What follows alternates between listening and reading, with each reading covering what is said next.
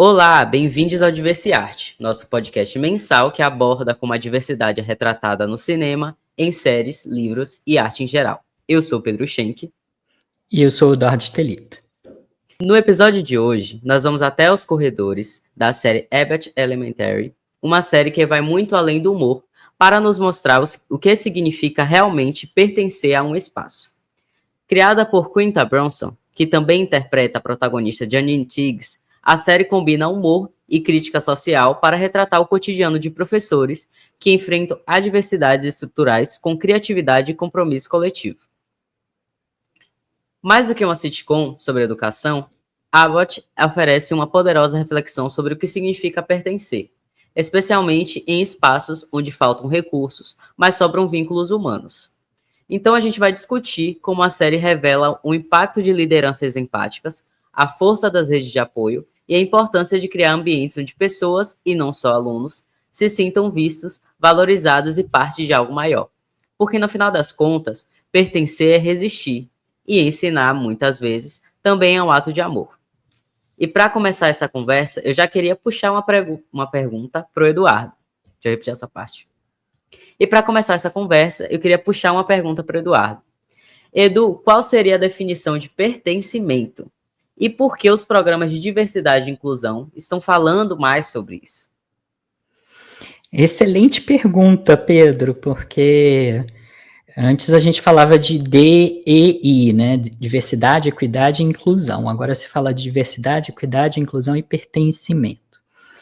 Para entender o que a gente está falando quando a gente fala de pertencimento, é importante entender o conceito de inclusão, né? Tem várias definições de inclusão, mas a mais comum no contexto da administração é um sentimento, né, uma percepção que a gente tem de que no ambiente de trabalho a gente tem duas necessidades humanas paradoxais sendo atendidas. De um lado, a gente é reconhecido e valorizado como um membro daquele grupo, né? A gente se sente pertencente naquele grupo, e do outro lado a gente sente que a gente é reconhecido também pelas nossas individualidades e pelas nossas identidades coletivas, né? Então, né, eu sou reconhecido, por exemplo, como uma pessoa LGBT no ambiente de trabalho, como uma pessoa com deficiência, como uma pessoa negra,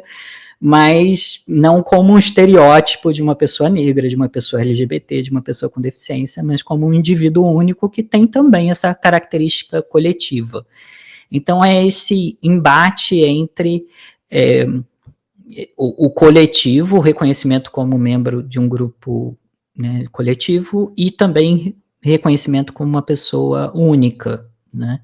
Que quando a gente fala de pessoas de grupos considerados o mainstream, né, a maioria, isso não se coloca como uma questão, né? Num ambiente, culturalmente, a sociedade da forma que a gente tem ela estruturada, um homem branco, heterossexual, ele já é reconhecido como uma pessoa, um indivíduo único, né? Mas uma mulher negra com deficiência, não. Então, a inclusão tem a ver com essa percepção, com base em comportamentos dentro do grupo que fazem com que a gente se sinta que essas duas necessidades, de tanto se sentir como parte, valorizada como parte daquele grupo, e como também se sentir, né, como uma pessoa única, né, e vista a partir das suas diferenças coletivas também, né, entendida como uma pessoa negra que tem necessidades específicas de pessoas negras e que vai ter necessidades específicas de quem aquela pessoa é, né, como indivíduo. Então, esse é o conceito de inclusão, essa percepção de algo que vem de fora para dentro. E presta atenção que eu utilizei a palavra se sentir pertencente, que não é a mesma coisa do que sentir pertencimento. Pertencimento é algo que vem de dentro para fora. quando a gente se sente bem e se sente confortável naquele grupo, como se aquele grupo fosse a sua tribo, né? E aí, a gente fez um episódio falando de segurança psicológica. Quando a gente sente pertencimento, a segurança psicológica já é um dado da equação, ela já está lá, né? E eu acho que é isso que é muito bacana em Abbott Elementary, porque as pessoas se sentem confortáveis para ser quem elas são, se sentem respeitadas dentro das suas identidades, como mulher, como uma pessoa negra, no caso do Jacob, né, como um homem branco, numa comunidade negra. Então você tem todos aqueles personagens ali sendo acolhidos como são, em todas as suas complexidades, em todas as suas nuances, externamente, né, de fora para dentro, mas também elas se sentem pertencentes de dentro para fora, né? Elas sentem esse pertencimento. Então, pertencente vem de fora para dentro, pertencimento sentir pertencimento é de dentro para fora, é algo que está dentro de você. E uma frase que ficou muito famosa do ator Groucho Marx, né, ator, comediante, lá da década de 40, 50, lá nos Estados Unidos, que ele diz: eu não gostaria de fazer parte de nenhum clube em que me aceita como sócio, né? Então, essa frase, eu acho que ela é muito bacana, ela é muito representativa de como esse processo de pertencimento, que é algo que também parte do indivíduo, né? Tem pessoas que não vão sentir pertencimento em nenhum lugar.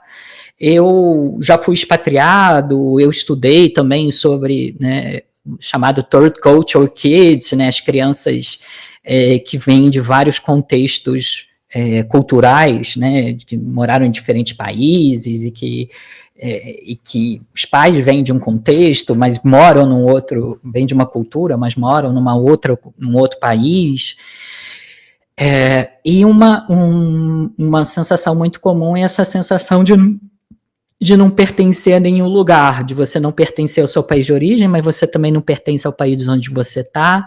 Quando você é imigrante por muito tempo, no caso, eu fui por 12 anos, você começa também a sentir esse não pertencimento, porque você está em um ambiente que você não faz parte de nenhum dos ambientes completamente, porque quando você sai do seu país por muitos anos, você perde um bando de memes. Aí felizmente eu tive o Fernando e você também para me educar nas culturas de memes, 12 anos que eu perdi no Brasil, mas no outro país você não tem uma série de referências culturais da infância que são ponto de conexão entre as pessoas e que você não viveu, que você não tem.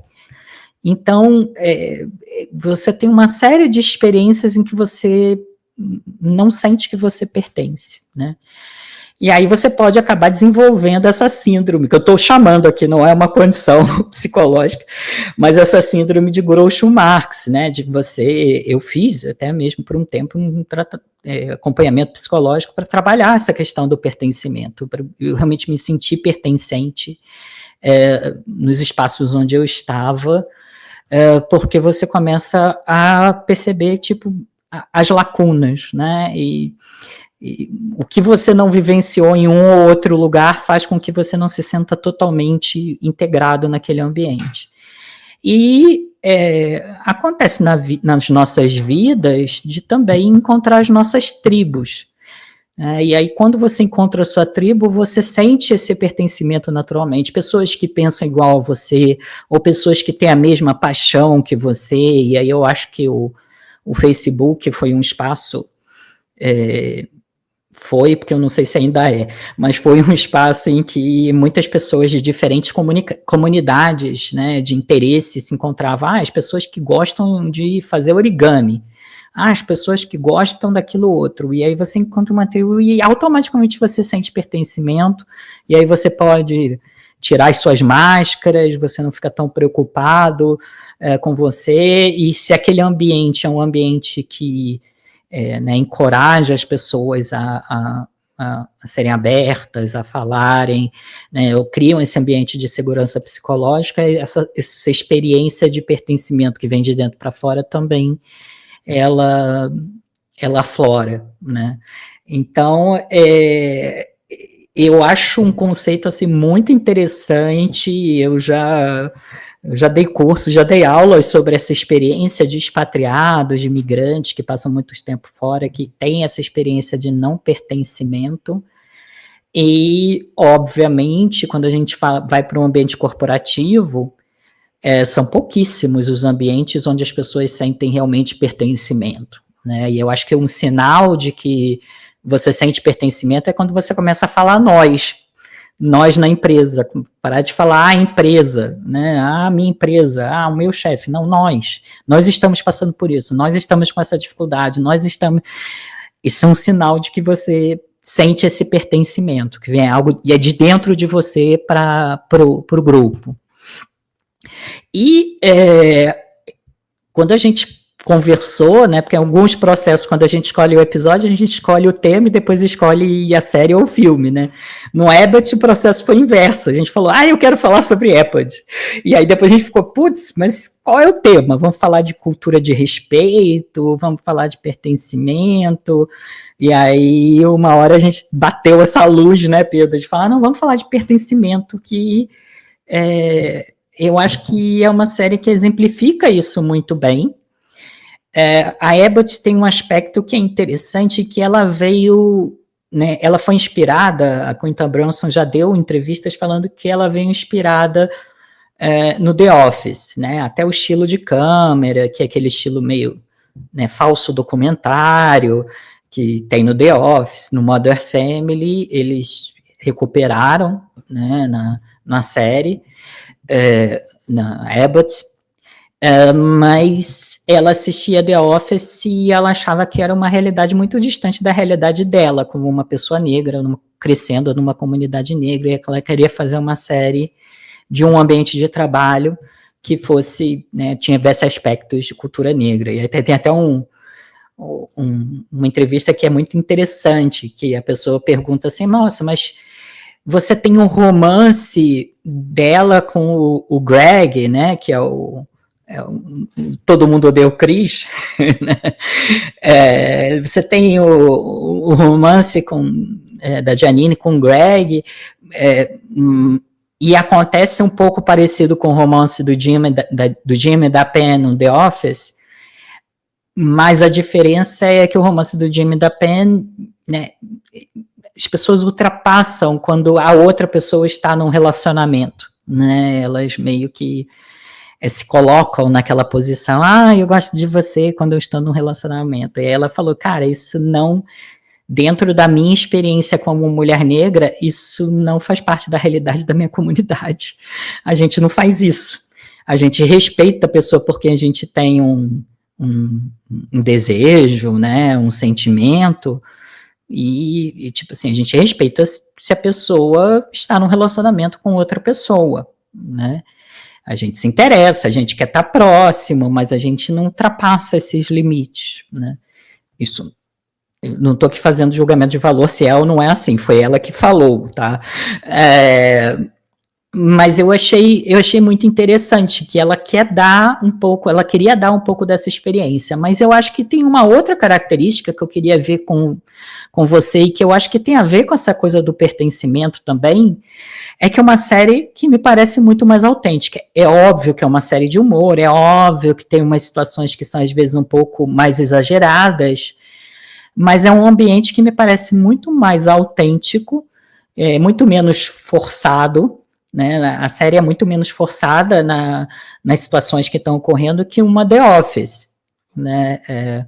Talvez porque o modelo do The Office já ficou datado e hoje em dia a gente pensa num outro formato, de uma outra forma, mas o The Office está ali naquele tipo de série um pouco como Friends, com umas situações que são às vezes um pouco estapafúrdias demais.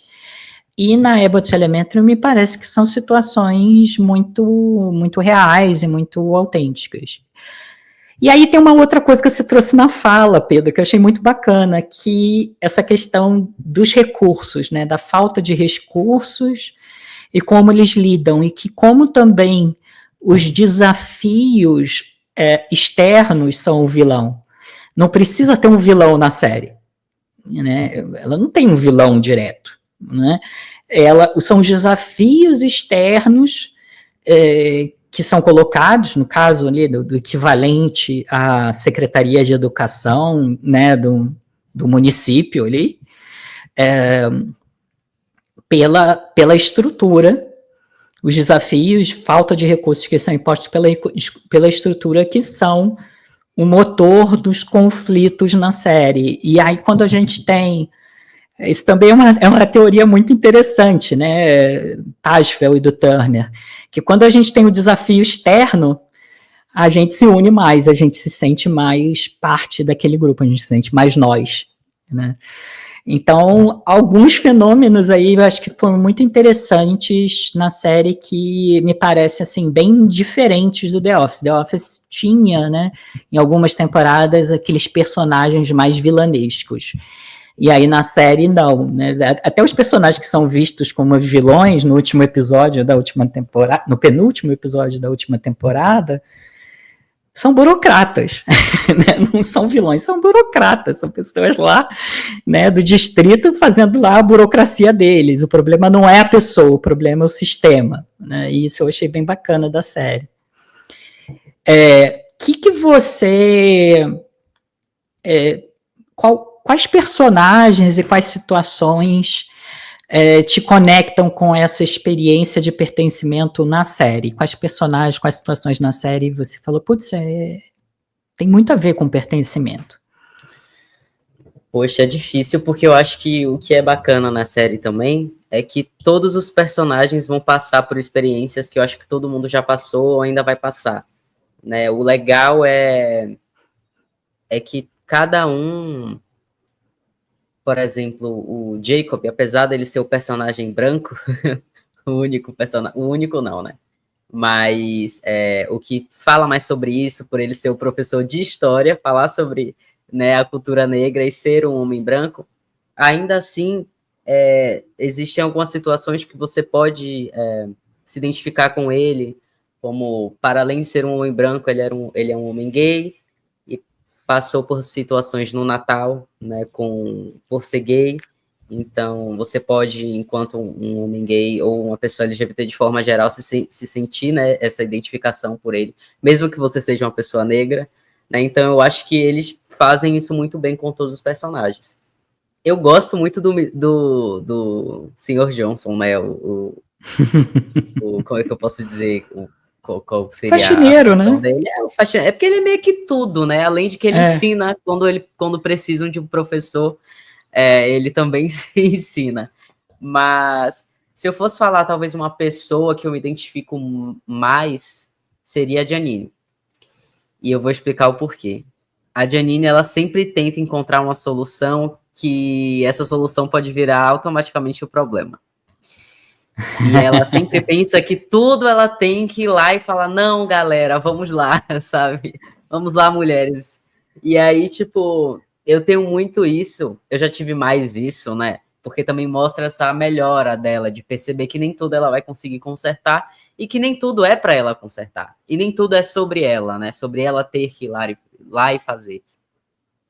Então, ela percebe que ela tem vários problemas na família dela, com a mãe, tem problemas com a irmã, tinha problemas com o namorado, tinha problemas no trabalho, mas se a lâmpada quebrasse, ela ia lá pegar a escada, que ela tem medo de escada, e tentar subir para consertar e acabar com a luz da escola, sabe?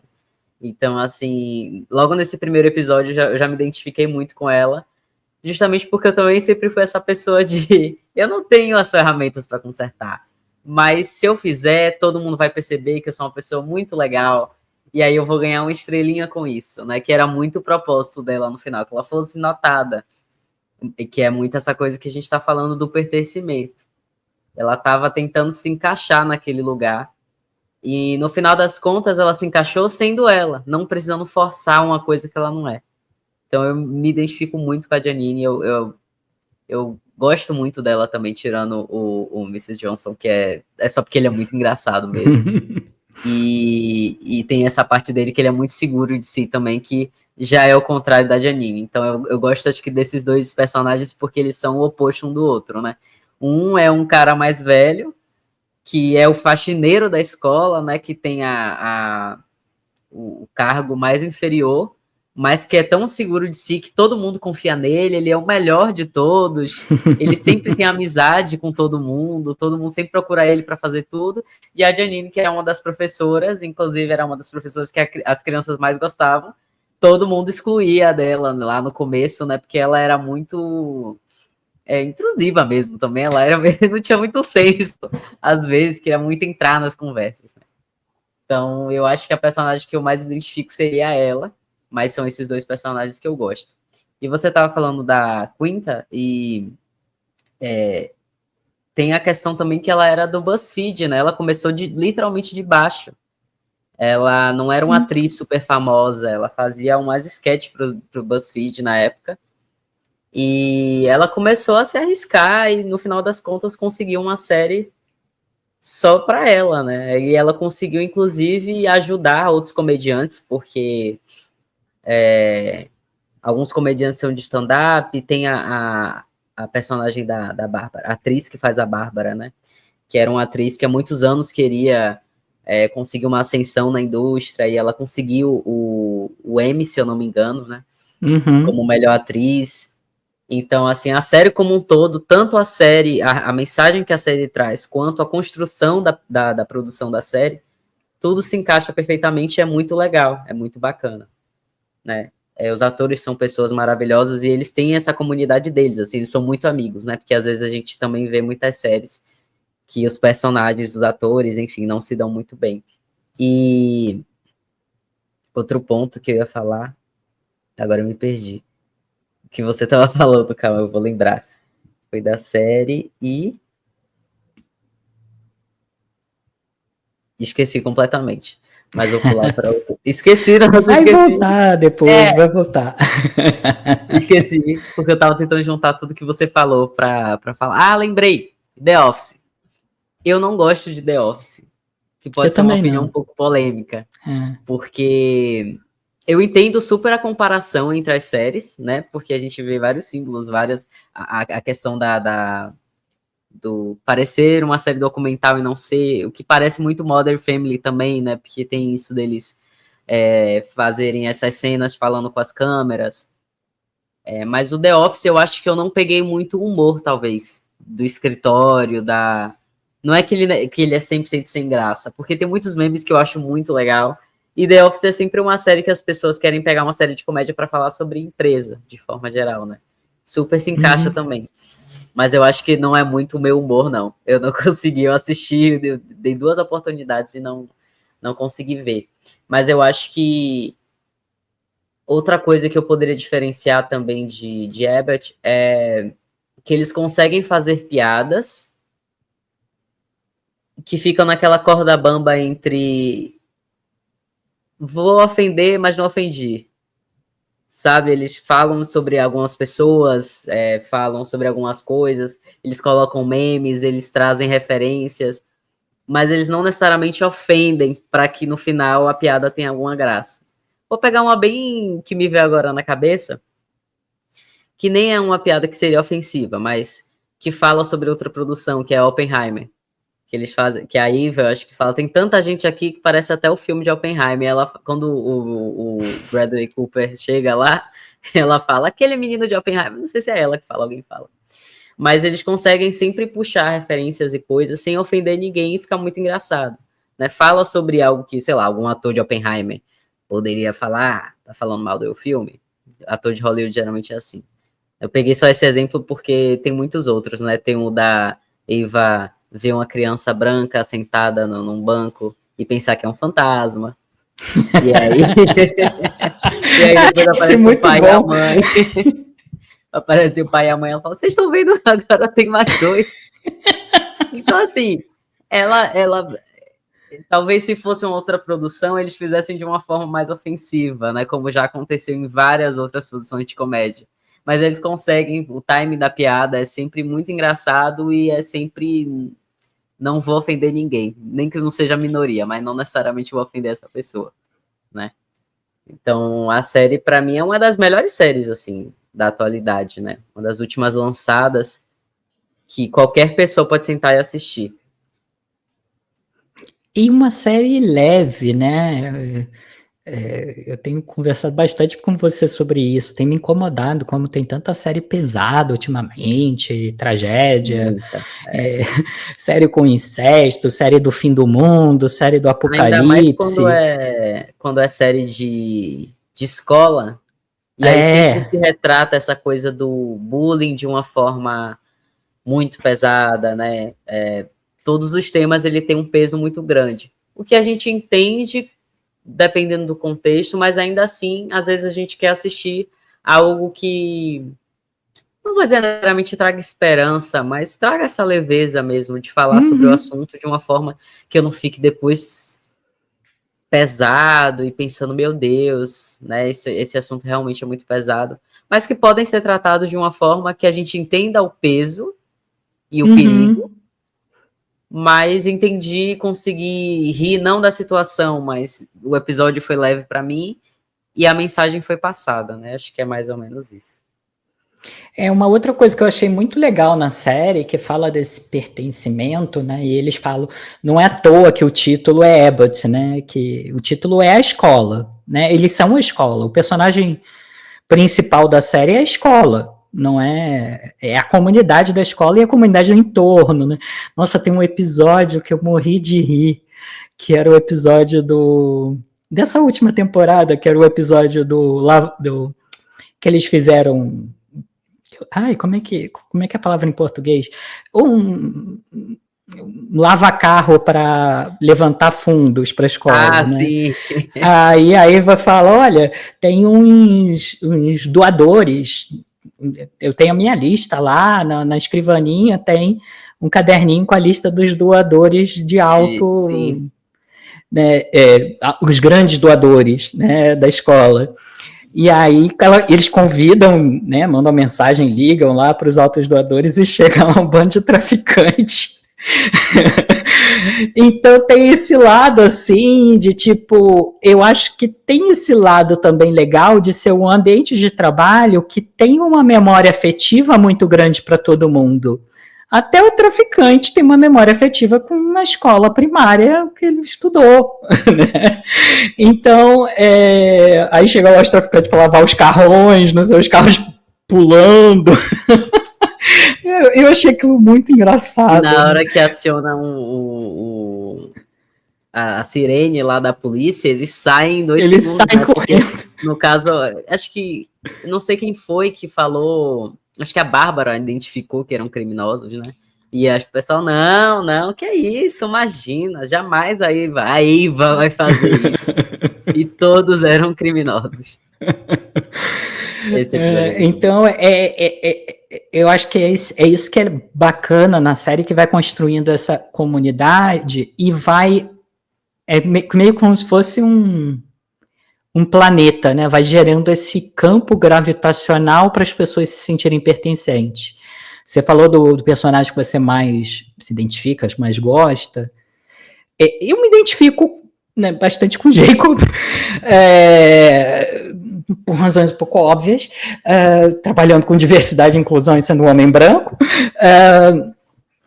mas eu também me identifico, eu não sei porquê, eu gosto desses personagens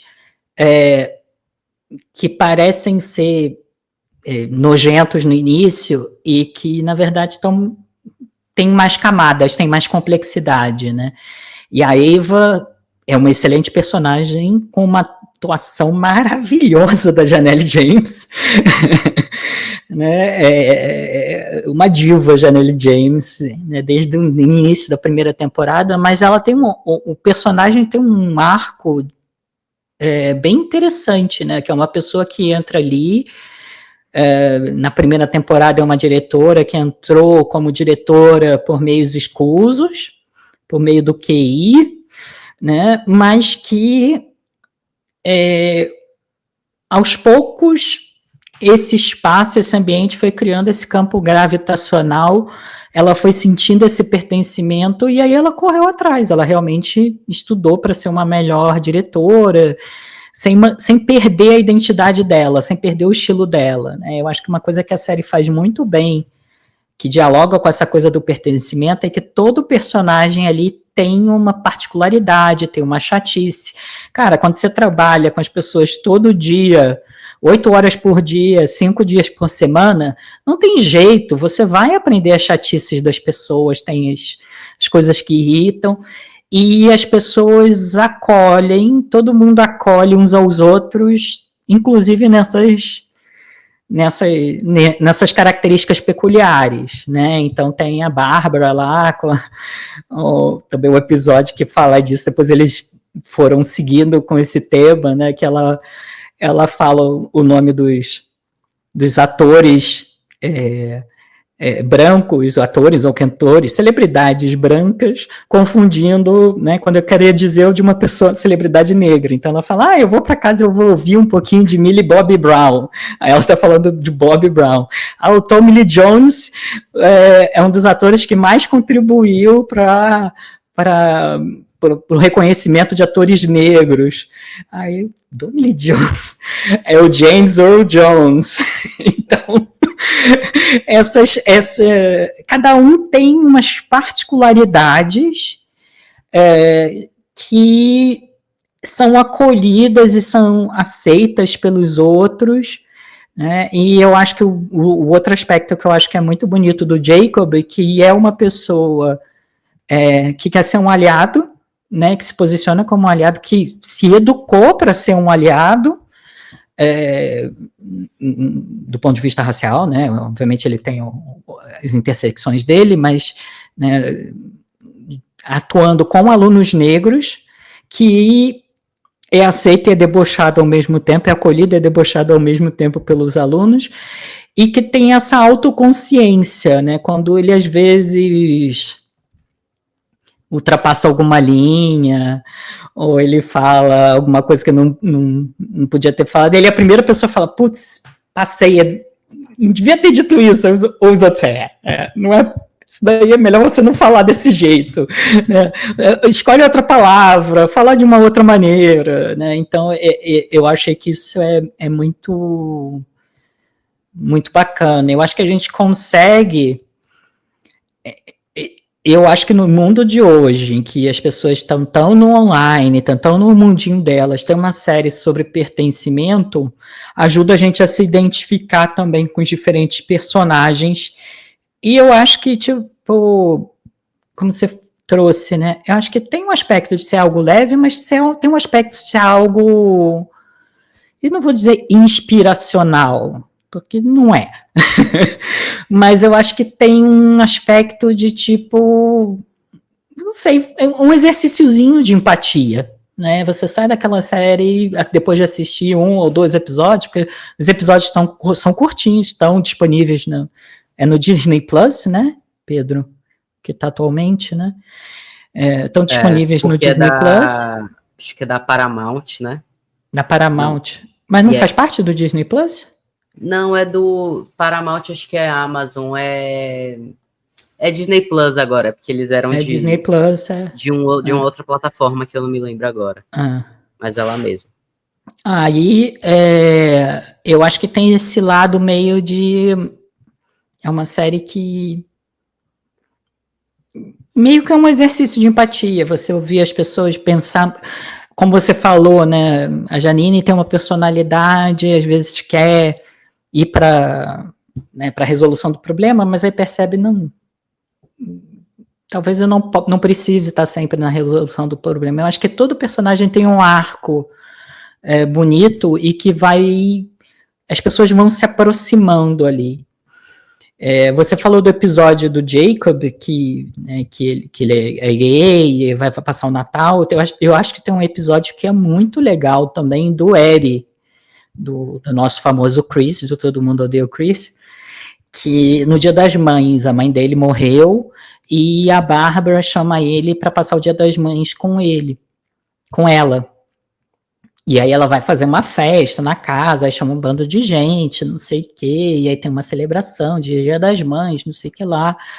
E ele, no final, ele fala, olha, isso é segurança psicológica, né? Isso é você se sentir pertencente e pertencimento. E fala, olha, Bárbara, achei bonito o seu gesto, mas eu não preciso de uma celebração de Dia das Mães, eu não preciso que alguém me lembre no Dia das Mães que a minha mãe faleceu, porque eu carrego ela com ela todos os dias, eu não preciso de ter isso, de passar essa data, para mim é uma data mais de tá fechado em mim, e não tá nesse hype que tá todo mundo de Dia das Mães, porque me conecta ao fato da perda, né? Essa perda nesse dia específico, mas eu não preciso desse dia para honrar a minha mãe e celebrar a minha mãe. É mais ou menos isso, a fala dele, né? Spoiler de um episódio de 70. Mas eu achei muito bonito, né? De você poder ter essa relação, e que legal se a gente tivesse essa relação num ambiente de trabalho, porque a gente pensa, às vezes, a questão da segurança psicológica como uma coisa assim, procedural, é algo que a gente tem que colocar, é algo...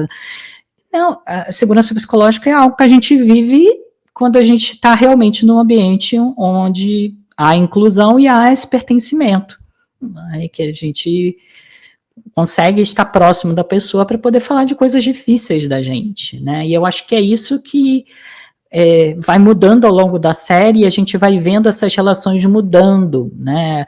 A Janine, que via na Bárbara essa figura, né, a mentora dela, e é realmente uma mentora para ela, mas ela também, ao longo do tempo, vai passando a acolher os momentos em que a Bárbara tem necessidade dela, né? E eu acho que é isso que é bacana, ela vai começando a se sentir mais em pé de igualdade, porque esse lado meio afobado do início é da personalidade, mas é também de uma pessoa que está começando ali, a Bárbara tem, sei lá, 35 anos trabalhando com educação infantil, então é óbvio que elas tinham experiências diferentes, mas ao longo do tempo essas experiências vão se nivelando um pouco e as pessoas podem estar disponíveis para ajudar onde a outra pessoa tem dificuldade, né? Isso eu achei bem legal da série.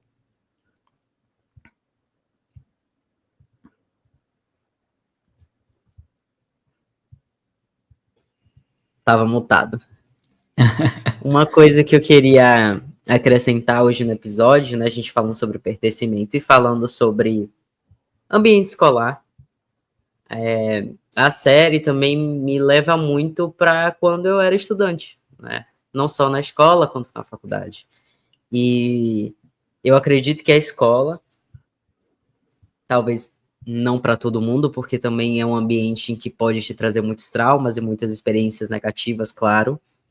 Mas para muitas pessoas, e como foi para mim, foi também um lugar em que eu me senti pertencente, né, com os amigos que eu fiz, que são amigos que eu trago até hoje. Muitas pessoas eu, sei lá, pessoas que eu conheci com 11 anos de idade, eu tenho uma proximidade ainda com essas pessoas, e foram pessoas que, quando eu me entendi enquanto uma pessoa trans, foi quem me acolheu, mesmo não entendendo muito sobre, né, então, mesmo quando naquele tempo, que não faz muito tempo assim, porque eu sou jovem, ainda não se falava. Eu sou jovem, eu gosto de K-pop. Então, mesmo assim, a gente ainda não falava tanto, né? Tinha algumas coisas na televisão, mas não tanto. Então, essas pessoas me acolheram muito, né? Eu cheguei, falei, muita gente falou, eu não sei o que significa, vou estudar mais sobre, mas pode ficar tranquilo, porque aqui é um lugar seguro. Então, para mim, o ambiente escolar também me lembra muito isso. E também tem essa parte, né, na série, não só dos personagens principais, mas das crianças, que são maravilhosos, são atores mirins incríveis. Eu não sei se é o primeiro trabalho de todo mundo ali, mas talvez sim, porque são muitas crianças, né, de crianças, sei lá, de 4 ou 5 anos para mais velhos. E eles ensinam muito também sobre isso para os professores, né? Lembrando aqui de um episódio acho que foi do Natal também. Eles têm essa coisa, né, do episódio de Natal, sempre tem uma mensagem muito bonita. Mas o último episódio de Natal que saiu, que a Bárbara acolhe uma aluna que é bem pequenininha, né, que a turma da Bárbara é de mais jovens, que ela não comemora o Natal, né, por causa da religião dela. Então, automaticamente, a Bárbara fala, não vamos, cancelou o Natal. Não vai ter Natal, porque se uma pessoa vai ser excluída desse evento, a gente não tem o que comemorar. Né? Então, no final das contas, eles comemoram o inverno, né? Que não deixa de ser, não ter uma similaridade também com o Natal né, estadunidense, né? A questão da neve, da árvore e tal. E também traz uma mensagem muito bonita, porque a série é aquela coisa, assim, a menina não pode comemorar o Natal, é tipo assim, não diga nada, não diga mais nada, vamos resolver agora. E ninguém confronta isso. Né? Os professores falam, Bárbara, você vai acabar com o Natal, e você vê que não tem muito também uma coisa de ficar explicando, de batendo na tecla exatamente por que não vai fazer. Que é uma coisa que me cansa um pouco em algumas... Nossa, eu tô com o nariz meio fanho, aí eu tô falando meio... E agora um carro de som passou. Deixa eu esperar ele passar. Tô parecendo a Kelly Key. Você não vai vender batom emagrecedor, não, né? Talvez eu venda. É que aqui, apesar de eu estar em Salvador, tá chovendo pra caramba e aí já tá com minha alergia.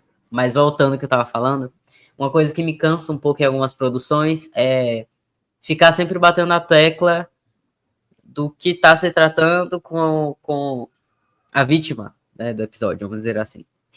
A minoria, né, a pessoa que tá sofrendo com aquilo. E aí, falando, por exemplo, em produções brasileiras, eu vejo muito isso. Se fosse aqui no Brasil, por exemplo, as pessoas ficariam falando por que não tá comemorando o Natal. Né? E falando, e deixando aquele tema cansativo. E aí você compreendeu no início, mas daqui a pouco você já tá assim. Eu já entendi por que não vai comemorar o Natal, sabe? E lá não, é uma mensagem rápida, você entende o que ela quer dizer, o episódio fica lindo e maravilhoso, a criança fica feliz, todo mundo fica feliz, e pronto, problema resolvido. Que eu acho que é uma forma de dizer também como as coisas seriam resolvidas na vida real se as pessoas não fossem tão ruins. Que os problemas não são exatamente grandes problemas. É só resolver. É a forma mais prática.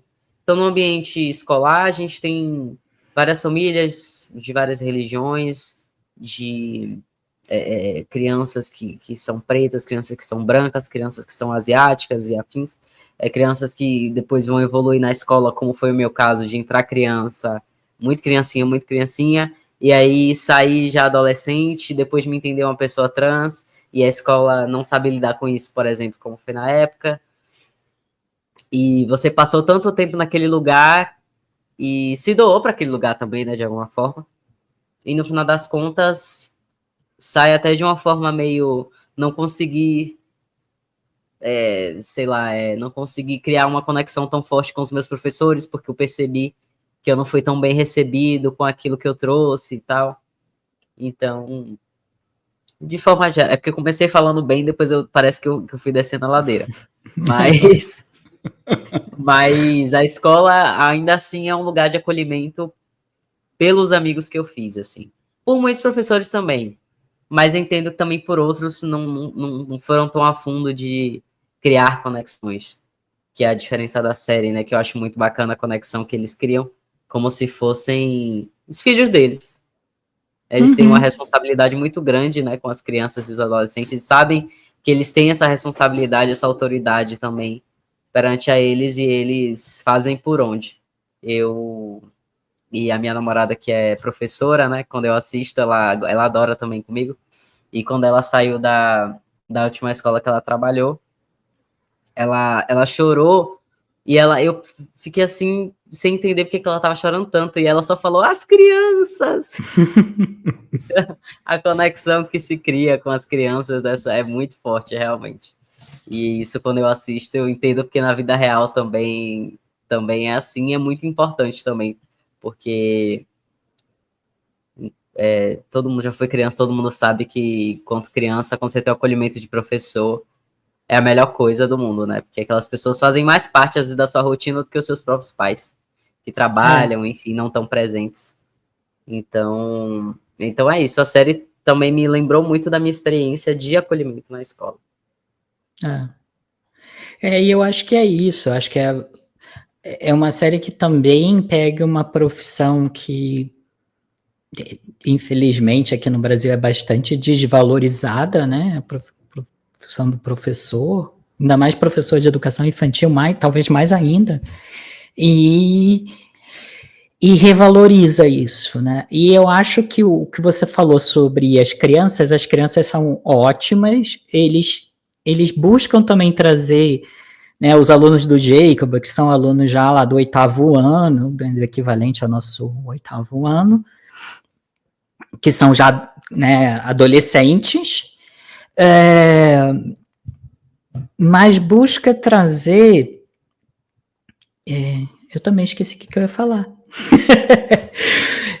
Ela busca trazer esses alunos mais velhos, que são maiorzinhos, alguns aparecendo mais episódios, mas os menores têm essa consciência, essa responsabilidade também, tipo assim, não vamos pegar essa criança e vamos transformar essa criança num ator mirim trabalhando em tempo integral, né? Então as crianças estão ali meio fazendo figuração, mas atuando com uma quantidade razoável de falas, então tem um cuidado em termos de até mesmo responsabilidade com aquelas crianças ali, né, com aquelas crianças atores ali, né, que eu acho que ajuda a criar também essa aura, né, não é uma série que vai pegar, o aluno da turma da Bárbara e vai fazer uma temporada inteira falando do aluno, porque é uma criança pequenininha, de 3, 4 anos, 5, 6, sei lá, né, então, eu acho que isso é muito bacana, né? E que eles mostram, como você falou, mostram esses esforços de inclusão como algo natural, não é algo que você precisa debater. Eles mostram a importância do diálogo. Tem um episódio que a Associação de Pais quer abolir alguns livros da biblioteca, e aí eles falam, não, então vamos sentar e vamos conversar, vamos fazer uma reunião, vamos entender por que vocês querem abolir. Vocês já leram esse livro? Não li. Toma aqui uma cópia, lê e depois volta aqui para conversar. Né? Então, eu acho que tem algumas coisas que são muito, muito bonitas na série sobre essa construção do diálogo, essa naturalidade da inclusão, que, na verdade, se a gente parar para pensar, reformulando, né, com algumas das coisas que eu pensei enquanto você falou, que as pessoas são ruins. Eu acho que as pessoas são chatas, as pessoas criam, às vezes, obstáculo para uma coisa que deveria ser simples, né? Nos dois sentidos, a pessoa que não sente, mas eu não estou representado na minha individualidade, tá, mas nem todos os momentos são sobre você. Nem todas as datas, as celebrações da escola precisam ser sobre você, quanto as pessoas que falam, não, mas não pode ter isso, porque, o que vão pensar? Não, a pessoa pode ter aquele momento de acolhimento ali, né? Então, eu acho que a série consegue equilibrar muito bem esses dois debates, quando a gente começa a politizar as necessidades de diferentes grupos minorizados, né? Se a gente for chato, a gente começa a hierarquizar, dizer, o meu sofrimento, a minha necessidade é maior do que o outro. Mas se a gente aprende a viver em comunidade, se a gente pertence àquela comunidade, a gente encontra caminhos muito mais simples, né? Vamos acolher, não vai ser Natal, Festival do Inverno, mas não vai ter árvore. Não, vai ter árvore, inverno tem árvore, com neve, não tem problema, né? Então, existem muitas formas de poder acolher as necessidades dos diferentes grupos sem ficar uma coisa procedural, burocrática. Eu acho que a série ela traz esse lado de tipo do orgânico, né?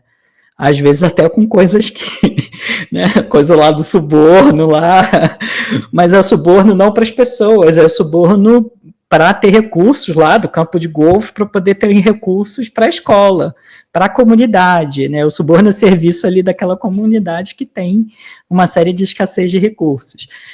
Não é uma apologia a isso, né? Não é uma apologia a práticas, né, a corrupção, a práticas, né, não legais, mas também não é para a pessoa, para o indivíduo, é esse olhar sempre para a comunidade. Como é que a gente pode fazer algo para a comunidade? Como é que a gente pode entregar algo para a comunidade, devolver algo para a comunidade? Como é que a gente pode atender às necessidades das diferentes pessoas? E quando existe pertencimento, isso ocorre de uma forma muito mais natural do que quando cada um está pensando assim no meu. O meu filho, né? As necessidades do meu filho na escola. Não, seu filho faz parte de uma... Né? Eu lembro daquele episódio que a gente gravou com a Shirley, né? Que pai se posicionando contra ela poder acessar a escola quando era pequenininha também, porque né, uma pessoa com deficiência vai atrapalhar o aprendizado do meu filho. E a criança com deficiência não tem o direito, a escola também, né? Então, eu acho que isso a série mostra de uma forma muito boa e muito positiva, né? Que existem caminhos simples, fáceis, que não precisa ser, como você falou, precisa subir no palanque e explicar nos mínimos detalhes por que isso é importante, né? Não precisa... É natural, deveria ser, essa generosidade, essa empatia deveria ser lugar comum, né?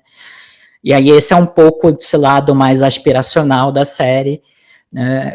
A gente está aqui analisando, gente, mas não é uma série cabeçona, não, é realmente uma série leve e que joga essas questões e põe você para pensar, né? Em uma série de 20 minutos joga essa questão, faz você rir um pouco e põe você para pensar sobre essas situações. Que, tipo, como a vida em comunidade pode ser muito mais fácil do que a gente está achando e com muito menos recursos do que a gente acha que precisa, né? Aprendendo a lidar com muito menos recursos que a gente acha que precisa. Isso que eu acho assim, muito bonito nela, muito legal nela. E você, Pedro, me conta um pouco das suas experiências de pertencimentos. Quais foram alguns das tribos, dos espaços onde você esteve que você sentiu essa naturalidade para ser quem você é em todas as suas formas?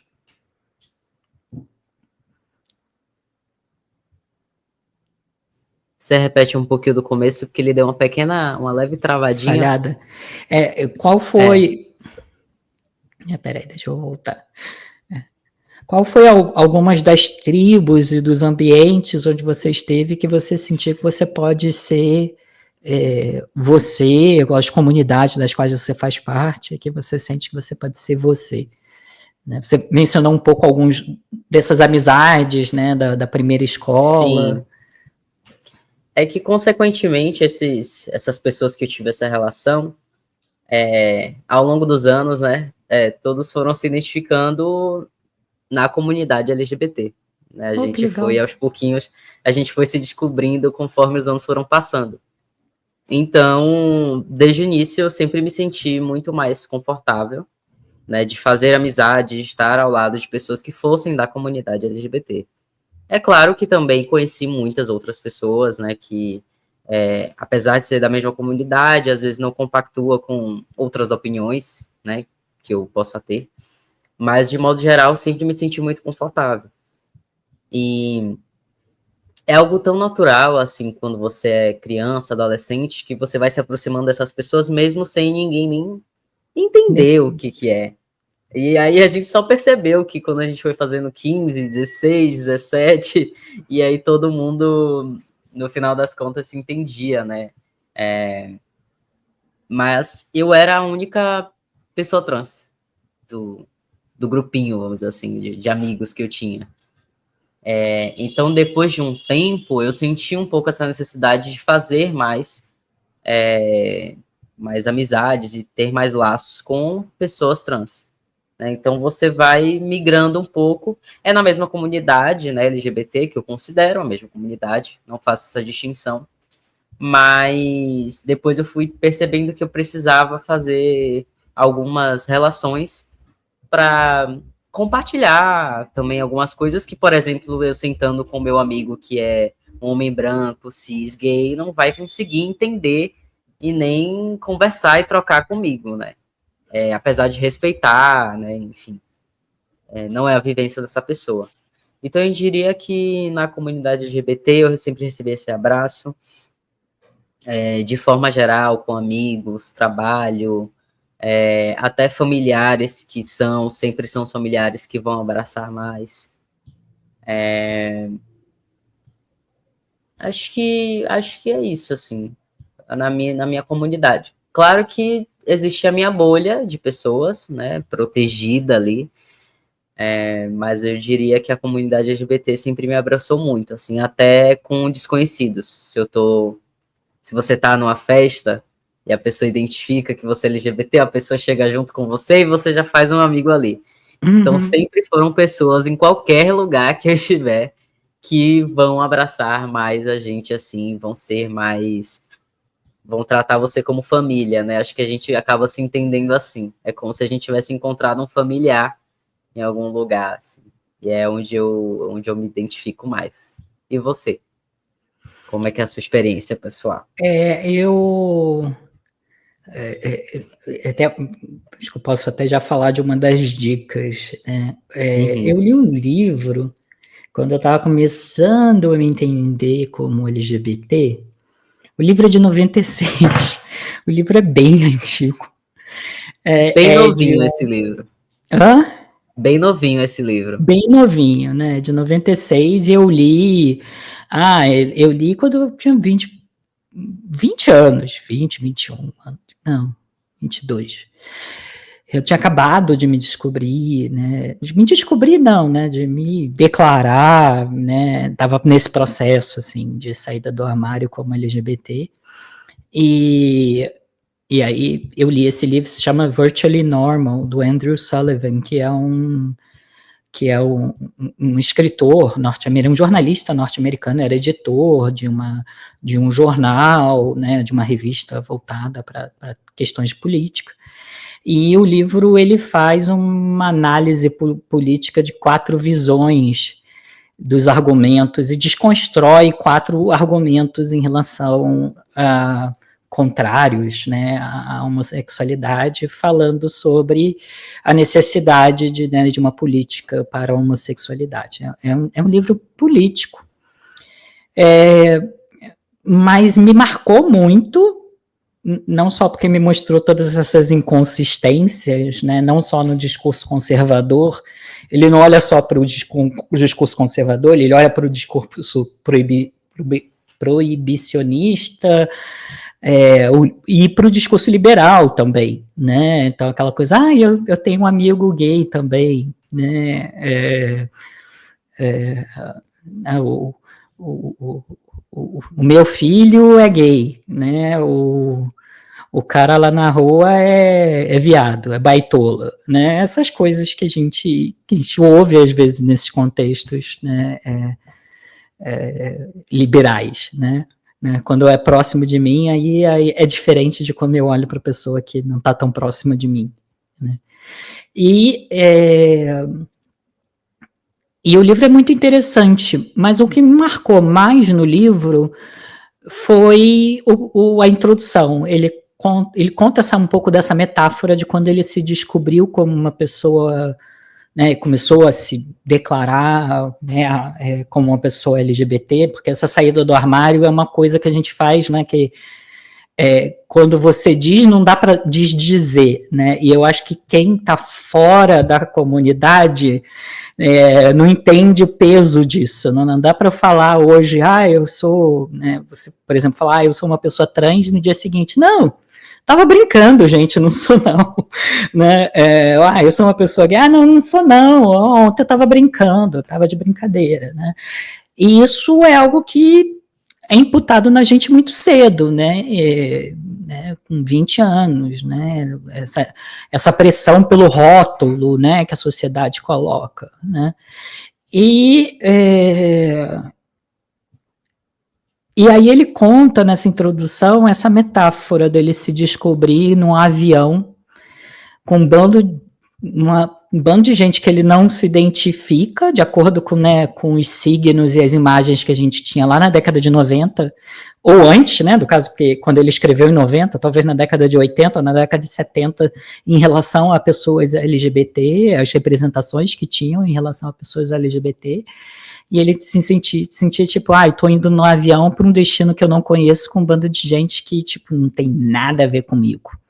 Né? Então, a experiência, assim, oposta do pertencimento, né? Esse total não pertencimento, essa incerteza, né? E eu me lembro que nessa época, quando eu li o livro, eu falei, caramba, né? Ressoa essa sensação do não pertencimento. E hoje eu também me identifico assim muito dentro da comunidade. Eu me sinto com muito confortável para falar que eu estou dentro da comunidade, e eu ainda digo mais, eu prefiro falar que eu faço parte da comunidade LGBT do que falar que eu faço parte da comunidade gay, porque eu acho que a experiência da comunidade gay, ela às vezes é muito restritiva, né? E ela fica limitada a alguns temas centrais, especialmente temas relacionados à solteirice, que não necessariamente dialogam com o meu momento de vida também, né? Então, acho que depois, sei lá, deve ter uns 25 anos que eu me identifico como uma pessoa LGBT, hoje em dia eu me sinto assim, muito confortável para falar que eu faço parte da comunidade LGBT. Que eu não sou só uma pessoa gay cercada por outras pessoas gays. Na verdade, eu tenho mais amigos bissexuais, mais amigas lésbicas, né? Algumas pessoas trans que eu conheço, né? Conheço pessoas, interagi já em alguns momentos, não tenho nenhuma pessoa não binária próxima, mas já interagi, já tive, né, em contato com várias pessoas não binárias. Eu realmente me sinto muito confortável dentro, né, desse ambiente da comunidade LGBTQIA+, e sinto esse pertencimento, né? E isso eu acho que é uma coisa assim, é muito diferente de ter uma visão, para mim, falar, eu me sinto parte da comunidade gay, é como se eu estivesse falando, eu só me preocupo com esse único grupo aqui. E se a minha realidade fosse de eu estar só em volta de pessoas gays, tudo bem, mas eu acho que eu fui construindo ao longo dos anos, ao longo dessa minha identidade, uma flexibilidade para poder me sentir pertencente dentro da comunidade LGBT, até mesmo quando eu estou em contato com pessoas heterossexuais, ou que não fazem parte da comunidade LGBT, né, porque tem pessoas hétero que fazem parte, né, mas eu hoje em dia eu me sinto muito confortável nesse ambiente, e eu acho que esse livro é um livro, se você está se descobrindo e está entrando nesses debates, né, e está às vezes até buscando, né, uma afirmação para as pessoas próximas a você, eu acho que é um livro muito interessante para ler, porque ele ajuda a desmontar alguns dos argumentos mais frequentes que volta e meia vão e voltam, né? Então, o livro é de 96, ficou datado? Não, olha os Estados Unidos de hoje em dia. Não ficou nem um pouco datado, né? Os argumentos ainda são os mesmos, os discursos contrários, né, à homossexualidade, à transgeneridade, são os mesmos de 30 anos atrás. Então, eu super recomendo, e eu acho que é um livro que ajuda você também se identificar e a perceber como é que você se sente aí nesse avião. Hoje em dia eu estou felizão indo nesse avião. Se fosse só com gay, eu talvez estaria meio de saco cheio de estar nesse avião. Mas diante de todas as pessoas, todas as letrinhas da comunidade, eu estou super de boa. nesse Você, avião. assim, onde tem gay, tem paz. É, Talvez não. exatamente. Junta muito gay, aí você não tem paz, não. É, não dá certo. Mas junta muita gente de qualquer grupo, começa a ficar meio chato, começa a ficar meio restritivo. Ah, é. Total. E eu acho que também varia muito de... Talvez isso seja em qualquer comunidade. Assim, a idade que as pessoas vão ter, as vivências. A gente também vai entrando em outras vertentes. Tem pessoas, homens pretos e gays, e homens brancos e gays, né? Tem a coisa do padrão. E aí você vai cavando, e a gente vai chegando em muitos lugares. Até na comunidade trans, tem a questão das pessoas que têm passabilidade e preferem não ser reconhecidas enquanto pessoas trans. E tem outras que batem no peito, e se pudesse gritava, eu sou trans. Então, assim, a gente está falando um pouco da nossa bolha também, da nossa vivência, né? Claro que existem muitas coisas aí para além. Se a gente fosse falar, ia dar aqui 1 ano de podcast, só falando disso. Mas é isso, eu também concordo super com você, acho que a gente, dentro dessa comunidade, né? Queria até perguntar para você, que você falou mais da comunidade LGBT de forma geral, você, enquanto uma pessoa neurodivergente, você tem tem uma comunidade assim forte, pessoas que você conhece, conversa, ou ainda é meio limitado, assim, são algumas pessoas só? Eu tenho algumas pessoas, mas olha, eu tenho umas pessoas autistas próximas de mim e que também muitas vezes são atravessadas também como LGBT, isso é muito interessante, porque existe um atravessamento entre autismo e LGBT, e entre pessoas surdas e LGBT também, né? É papo para o outro episódio.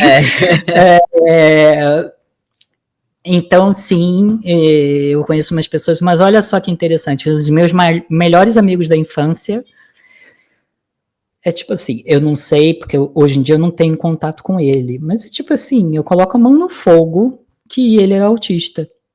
E eu me aproximei, gravitei em direção a ele muito naturalmente. Eu acho que a minha comunidade neurodivergente, ela ainda é muito... Primeiro que tem a comunidade autista, que às vezes é muito fechada entre si, né, dentro dos discursos. Eu não sou uma pessoa autista. Eu sou um allistic, um aliado dos autistas. Um Audi HD, que eles chamam, né, uma pessoa autista ou TDAH, né. Então, eu conheço umas pessoas, eu faço parte de algumas redes mais no contexto profissional, mas é uma comunidade que eu ainda não me aproximei,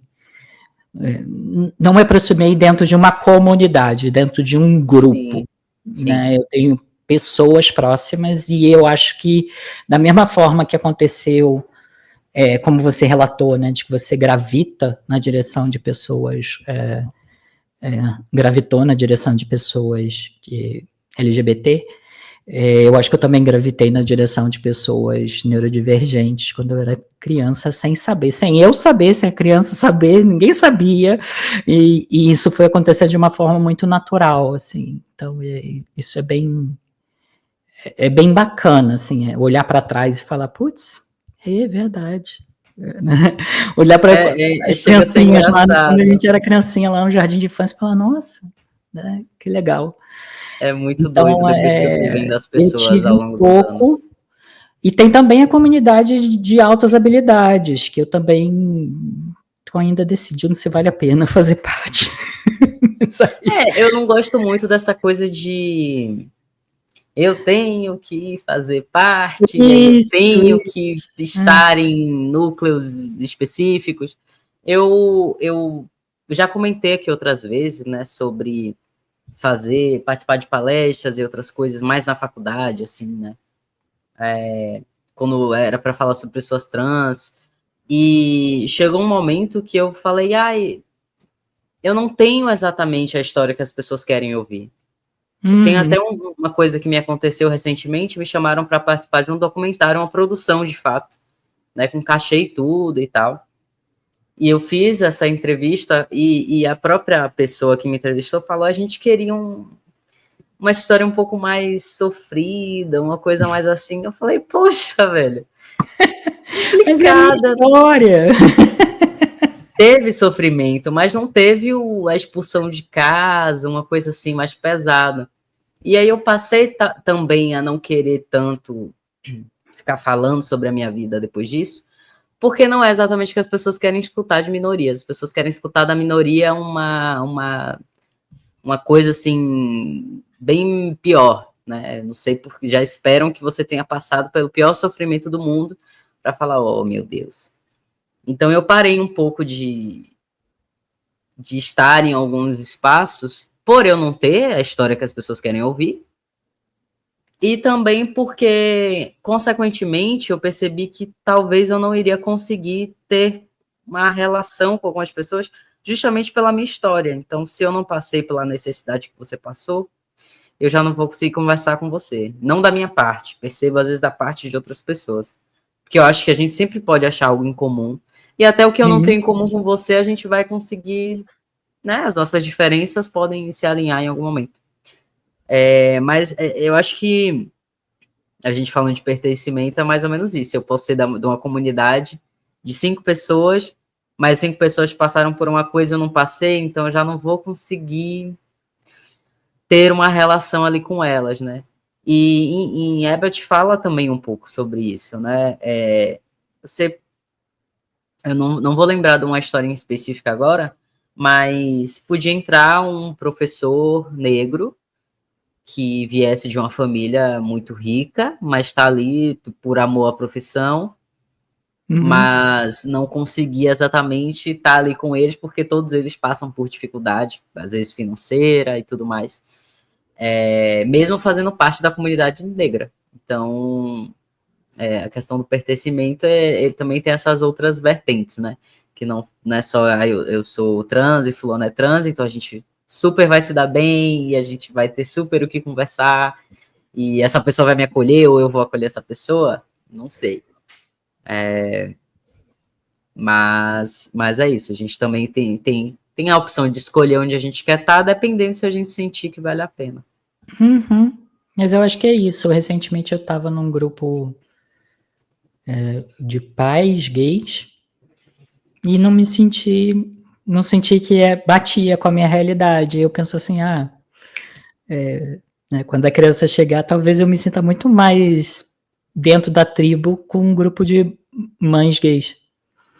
Porque a minha necessidade não era só sobre ser gay, a minha necessidade é sobre ser a parentalidade, né? E aí eu vi que o pessoal tava uma necessidade de falar sobre ser gay. Não é a minha necessidade. Não é esse agora. O ponto, Não é um momento de vida. Mas você falou, uma coisa que a gente pode, às vezes esquece, são os grupos que a gente faz parte de interesses, né? Eu me sinto assim. Você teve aqui no Rio, sexta-feira à noite, toda sexta-feira à noite eu vou pro Sua cabeça tá no Rio de Janeiro, né, Edu? Hã? Sua cabeça no Rio tá no não, Rio. em São Paulo. Em São Paulo. Toda sexta-feira eu vou pro coral. Eu adoro o grupo do coral.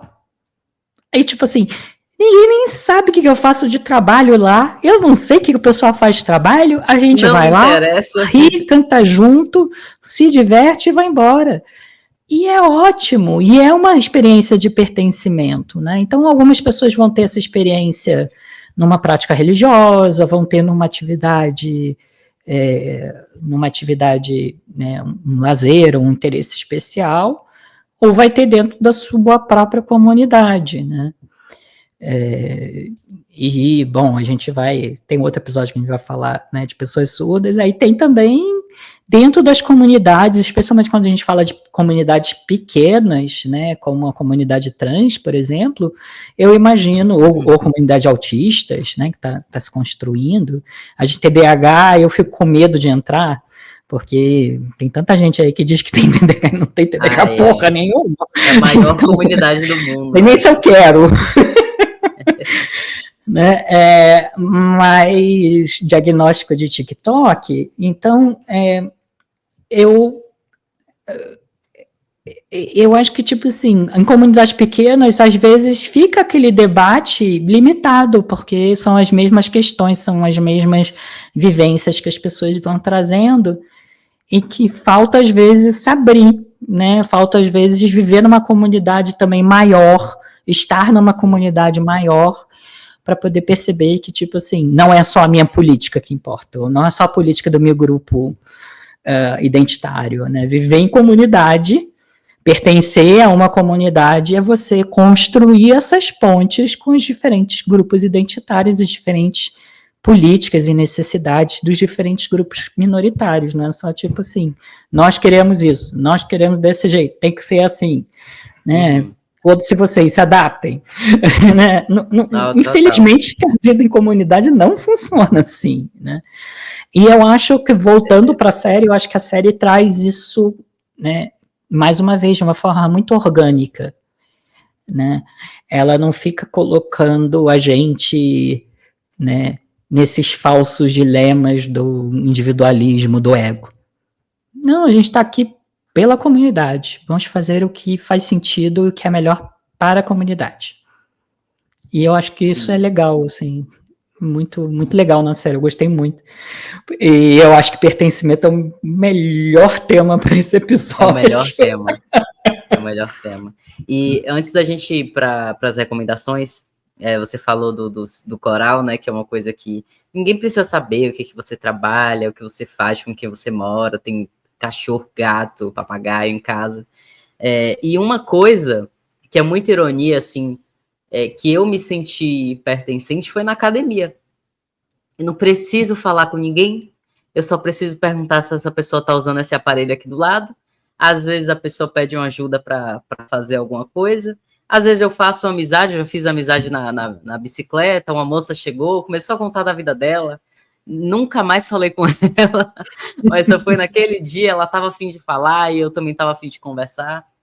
E eu acho que em todos os esportes, assim, coisas que eu faço mesmo, exercício físico, de modo geral, que a gente precisa fazer com outras pessoas, eu sempre consegui criar uma... porque é uma relação meio superficial, né? Não sou obrigado, é mais uma coisa sua, mas nas poucas interações que eu já tive com as pessoas, foi tranquilo, não precisei falar nada da minha vida, nada. Não preciso, não precisei. Se eu quiser mentir da minha vida, eu posso mentir também. Posso falar o que eu quiser, que ninguém vai saber, a não ser que me stalkeie, me persiga. Mas é muito bom você ter esses lugares que você não... ninguém vai falar, chegou, Pedro. Ninguém nem sabe meu nome, eu só vou entrar, fazer o que eu tenho que fazer, sair, aquilo vai me fazer bem. É bom você ter uma comunidade em que você se sente acolhido, que as pessoas te conhecem, mas também é legal você fazer parte de ambientes em que você ali não precisa, não se sente obrigado a ter que dizer nada, mas todo mundo está ali com o seu mesmo propósito, que é fazer aquilo ali, né? E isso é muito legal. Eu me sinto, desde quando eu comecei, é o lugar que apesar de ser uma pessoa trans e pensar que seria um tormento na minha vida, por ser um ambiente que a gente acha meio, né, enfim, homens enormes, héteros, macho, que fazem barulho enquanto levantam o peso, tem desses. Mas eles são inofensivos naquele ambiente, eles estão só ali levantando o peso deles, tá tudo certo. E é isso. É isso.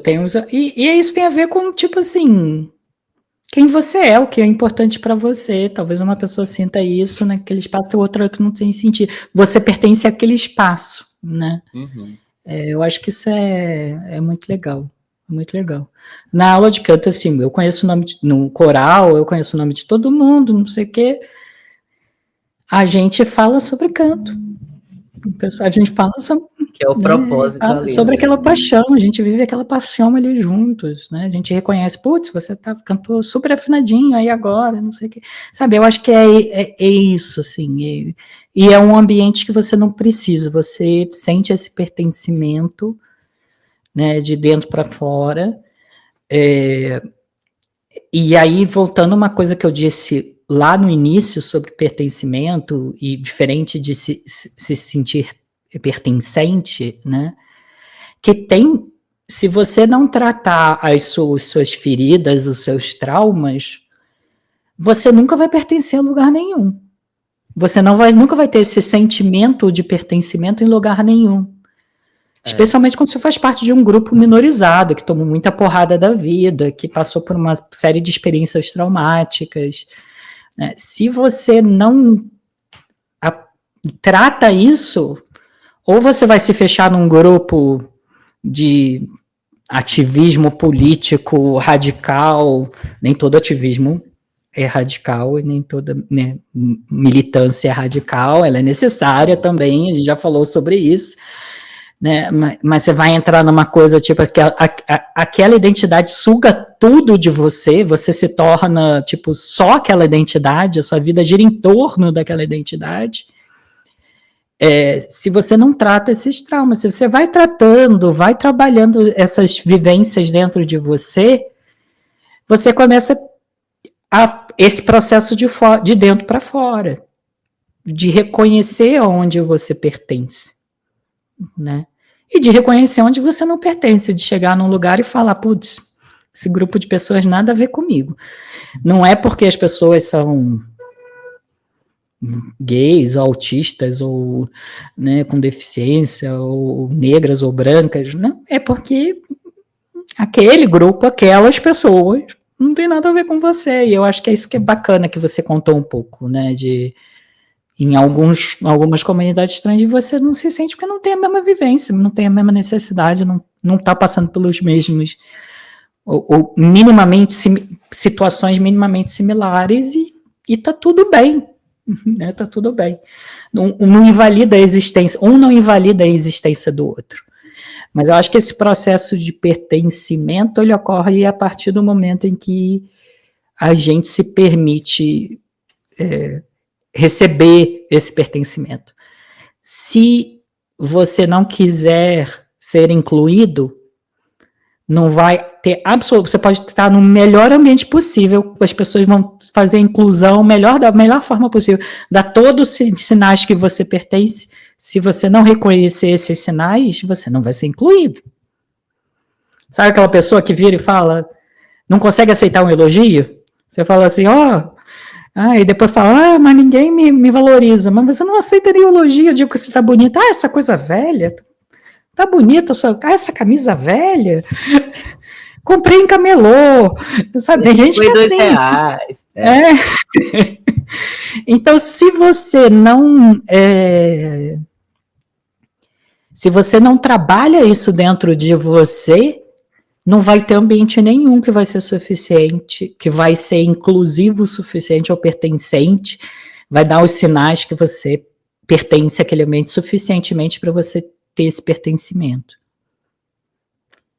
E aí eu concordo com você, esses grupos de esporte também são espaços legais para ter esse pertencimento de uma forma mais soft, né? Tudo bem, a gente tem um interesse comum, nós temos nós temos a equipe, tudo bem. É importante a gente estar em lugares que a gente acha que a gente não necessariamente cabe ali, né? Como eu dei exemplo da academia, que muitas pessoas da comunidade LGBT, pessoas trans, por exemplo, que têm suas disforias, a gente sempre fica meio assim de estar naqueles lugares que as pessoas vão olhar pra gente, vão olhar para o nosso corpo, e aí a gente percebe que ninguém tá olhando nada.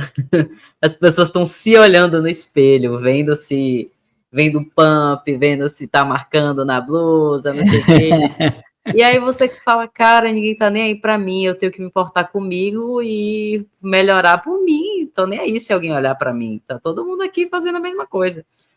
Então acho que depois que a gente para de pensar um pouquinho no externo e pensar mais na gente, aí a gente pode entrar onde a gente quiser.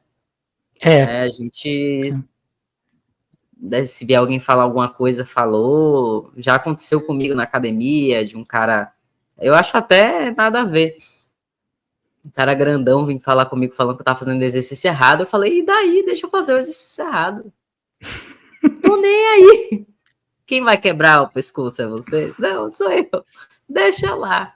Né? A pessoa veio falando de uma forma não no intuito de ajudar, claro, né? Já vieram muitas pessoas falando, faz assim, é melhor, cuidado e tal. Super receptivo com essas pessoas. Mas tem pessoas que vão querer te humilhar na vida em outros lugares, né? Vão querer fazer com que você se sinta não pertencente com aquele lugar. Mas aí você manda a pessoa pastar, vai fazer do negócio lá, não te chamei, e vai cuidar da sua vida. É isso E aí. aí você começa a sentir mais pertencente, sentir mais seguro e dono de si. Eu falo uma coisa bem reflexiva agora, aquelas frases bem... A música da Mas Isa, né? é poético, é bonito o que você falou. Eu acho que esse processo é um processo que você para de perceber o que está doendo e o que está faltando, e você passa a reconhecer o que está bom, o que está legal, o que está fazendo bem. Então, o pertencimento passa por isso. Se você ficar a sua atenção o tempo todo no que está faltando, no que está doendo, você não vai pertencer a lugar nenhum. E é triste, mas tem muita gente que passa pela vida assim. Eu passei uma boa parte, até por essa questão, né, de ser expatriada, de morar... Não fui expatriada, eu fui migrante. Né, de ser migrante, né, de morar fora,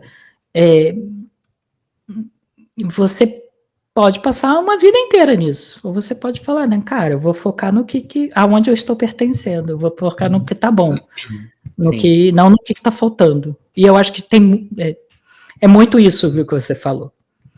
Quando você para de se preocupar com como as pessoas te veem e olha realmente no ambiente, você percebe que, tipo assim, ninguém tá olhando para você. Ninguém tá olhando para você. É tudo aqui, ó. A nossa cabeça. É bem isso mesmo. Bem isso mesmo. Bom, Vamos para as dicas. Vamos para as dicas. Eu posso começar? Eu vou dar uma dica que, na verdade... Olha bem a pessoa, né? Eu vou dar uma dica que eu não assisti. Mas eu vou assistir. E eu já recebi feedbacks, então por isso que eu estou indicando hoje aqui. Eu queria uma dica atual.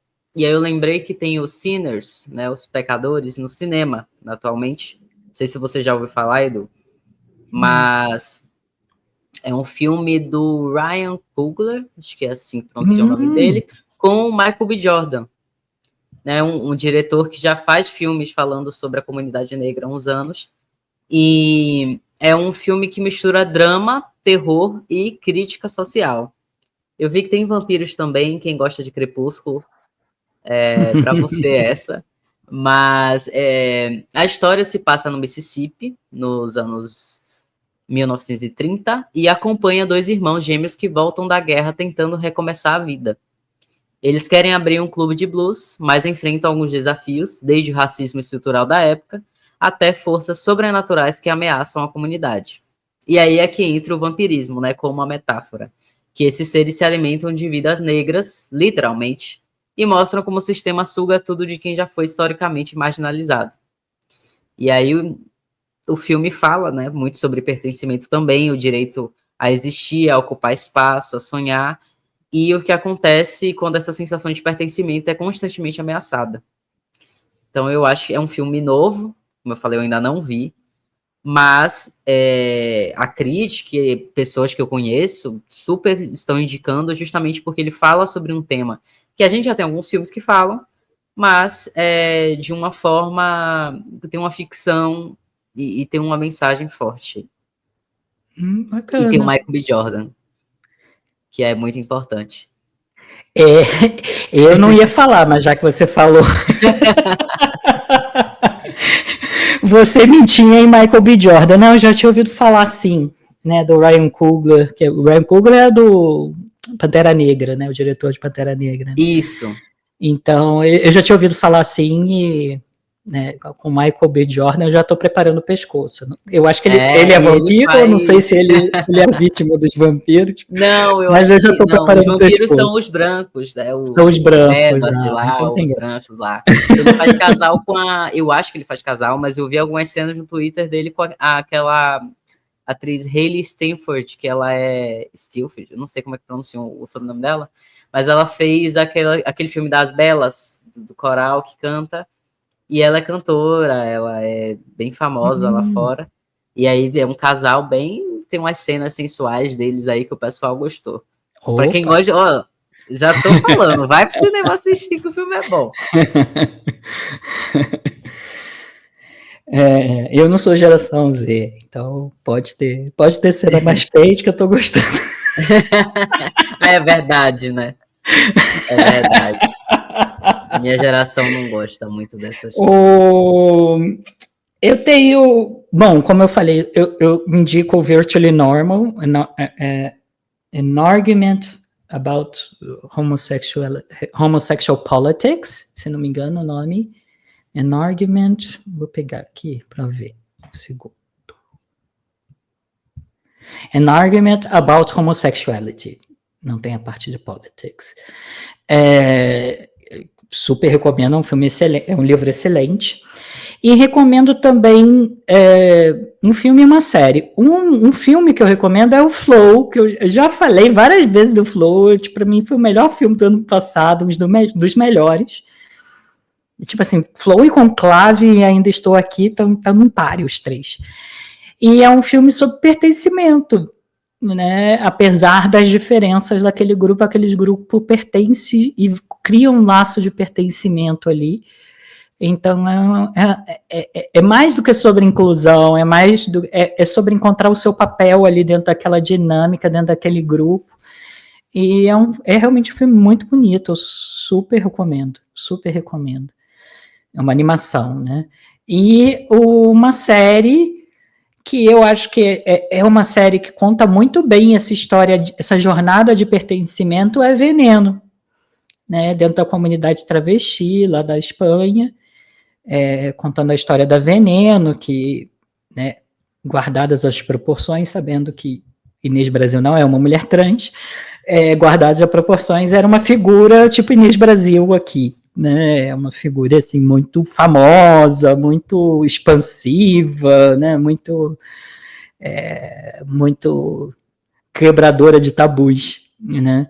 E eu acho que conta sobre a perspectiva, o que é interessante da Veneno, conta sobre a perspectiva dessa jovem que está pesquisando, que é uma mulher trans e está pesquisando sobre a comunidade travesti, e ela encontra esse pertencimento dentro da comunidade travesti, né? Dentro dessas tias, né? Desse grupo de tias, já com uma certa idade, né? Amigas da Veneno. E aí fizeram depois o Vestido para Matar, que eu ainda não li. O Vestido Azul, né? Vestido para Matar não, Vestido Azul. Que é a segunda temporada. Não parei para ver ainda. Que eu ainda não vi, mas eu tô muito louco para ver, porque Veneno é realmente uma série incrível, e eu acho que conta muito essa jornada dessa jovem. Eu achei que é muito bonito, que conta sobre a história da Veneno, claro, mas conta muito sobre essa jornada de pertencimento dessa jovem trans, de classe média, né, classe média alta, universitária, que entra dentro dessa comunidade travesti e vai se descobrindo dentro dessa comunidade e cria laços de pertencimento dentro dessa comunidade. Então, acho que foi muito bonito, é uma série muito bonita com essa perspectiva, e me marcou. Eu não, né, obviamente eu não sou uma pessoa trans, né, Pedro? Mas me marcou como uma narrativa muito diferente da narrativa que eu tinha visto até então sobre pessoas trans, né? Que era sempre a pessoa trans num relacionamento, a pessoa trans, né, numa situação de vulnerabilidade extrema. Existe a vulnerabilidade da comunidade travesti lá da Espanha, mas também tem muitas outras coisas que são muito mais complexas e muito mais profundas. E eu achei muito bonito essa incursão dessa jovem se descobrindo dentro dessa comunidade. Veneno é um grande marco, né? Veneno todo mundo que eu falo para assistir gosta muito. A produção, a história, tudo é perfeito. Dá até saudade, vou até rever. A gente fez um episódio também que a gente vai linkar. O primeiro episódio meu aqui do Diversiarte. Super indico. Primeiro episódio do Pedro. Minha voz tá um pouquinho diferente, mas sou eu. Então vamos Então, nosso episódio está chegando ao fim, né? Já posso dar partida? Claro. Então, nosso episódio está chegando ao fim, infelizmente. O bate-papo estava muito gostoso. Mas antes de encerrar, fica a reflexão. Sentir que pertencer a um lugar não deveria ser um privilégio, e sim um direito. Como garantir ambientes de trabalho, de estudo ou de convivência, onde todas as pessoas possam ser quem são, sem medo de exclusão e invisibilidade. Se você curtiu a conversa, siga a gente no Instagram, @diversiartepodcast, e aproveite para compartilhar esse episódio com quem também gosta de pensar sobre representatividade na cultura pop. No YouTube, deixe seu like, se inscreva no canal, e no Spotify ou no seu stream de preferência, ative as notificações para não perder os próximos episódios. Obrigado por nos ouvir e até a próxima com mais debates sobre diversidade e arte.